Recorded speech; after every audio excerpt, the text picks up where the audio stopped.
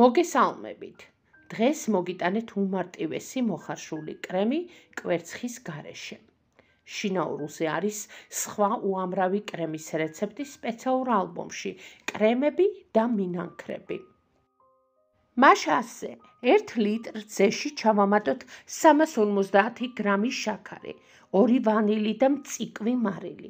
აქვე დავამატოთ 8 სუფრის კოვზი ფქვილი, რომელიც შეგიძლიათ სახამებლითაც ჩაანაცვლოთ. შემდეგ ეს მასა კარგად აურიოთ ფქვილის სრულ გახსნამდე და დავადგათ დაბალ ცეცხლზე და მუდმივი მორევით მოვხარშოთ კრემისთვის ფაფა. როგორც ხედავთ, მასა თანდათან სქელდება და თანდათანობით კიდევ უფრო გასქელდება. რაც მთავარია, პროცესში აუცილებლად მუდმივად უნდა ვურიოთ. როცა კარგად გასქელდება, გადავიტანოთ მაგიდაზე და გადავიტანოთ სხვა ჯამში, სადაც დავაფაროთ სამზარეულოს პარკი კონტაქტში და გავაცივოთ ოთახის ტემპერატურამდე. ფაფა უკვე გაცივდა.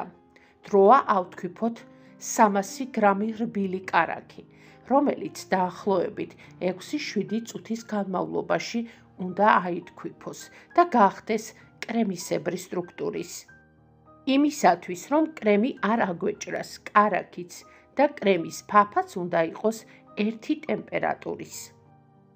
კარაქი უკვე საკმაოდ ავთქვიფეთ, ამიტომ შემდეგ დავამატოთ პორციებად თითო სუფრის კოვზად ჩვენი მოხარშული ფაფა და კარგად შევათქვიფოთ, როცა მასა ერთგვაროვანი გახდება.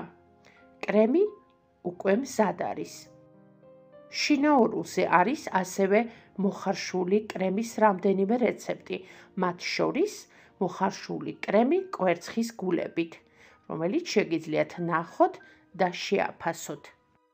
უგემრიელესი და საოცარი სტრუქტურის მოხარშული კრემი მზად არის, რომელიც შეგიძლიათ გამოიყენოთ როგორც ტორტის და ნამცხრობის გასაფორმებლად, ისე ტორტის გასალესადაც. შინაურულზე ნახავთ ამ კრემით ჩიტის რძის რეცეპტს, რომელიც ძალიან მოგეწონებათ და უკვე არის შინაურულის არხზე. დღეს სულ ეს იყო. არ დაგავიწყდეთ, გამოიწერეთ შინაურული, რომ ნახოთ ყველა მარტივი რეცეპტი. მადლობა, რომ გიყურეთ. მომავალ მარტივ რეცეპტამდე.